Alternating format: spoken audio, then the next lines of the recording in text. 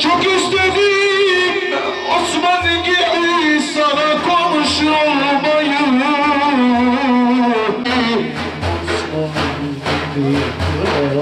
Adalet Yemen gibi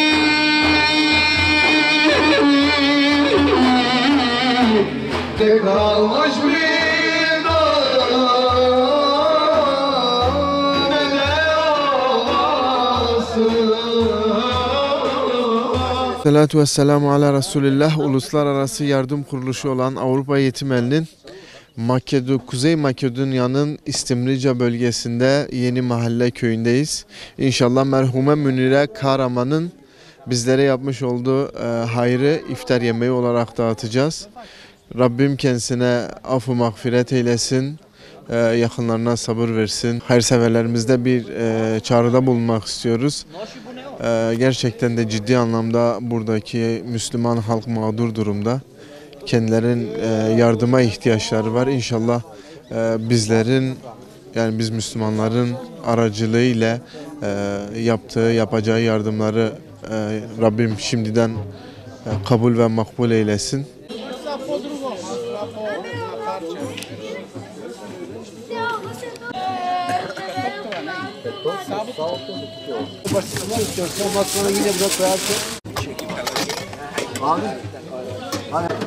İnşallah.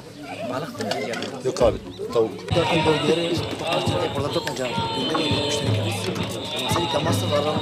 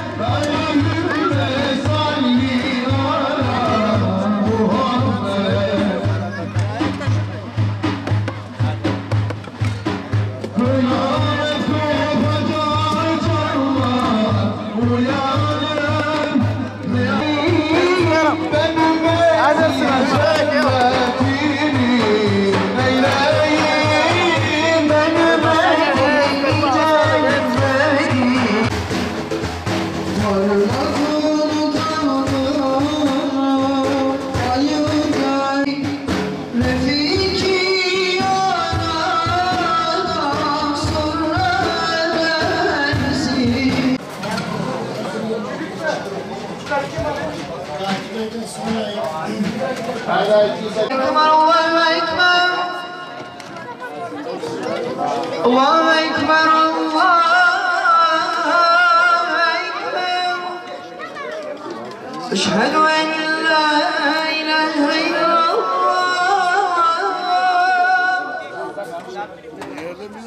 Eşhedü en la ilahe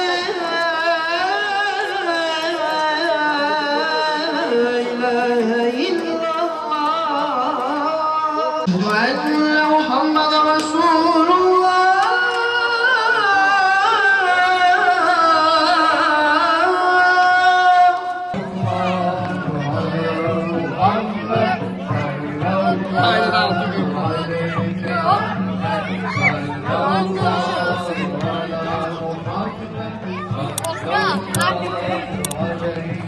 Let's go.